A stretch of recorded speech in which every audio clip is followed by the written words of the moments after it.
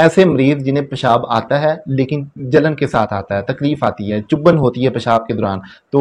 Mostly اس میں بہت ساری غلط فہمیاں ہوتی ہیں، لیکن میں آپ کو تھوڑا کلیئر کر دیتا ہوں۔ دیکھیے، پیشاب کا تکلیف سے جلن کے ساتھ آنا، ہر بندہ یہی سمجھتا ہے کہ یہ گرمی کا مرض ہے، وہ ٹھنڈے مشروبات پیتے ہیں،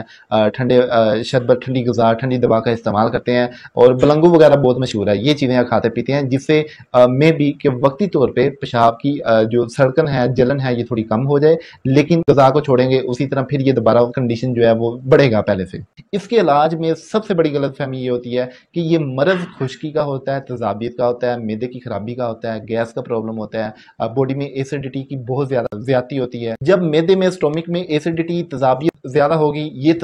یہ گیس خون میں بھی شامل ہوتی ہے، اور گردوں کا کام ہے خون کو واش کرنا، ڈائلسس کرنا۔ گردوں کا کام ہے خون کی گندگی کو اٹھا کے مسانے میں، مسانے سے پیشاب کے ذریعے باڈی سے باہر لے کے جانا۔ جب خون کے اندر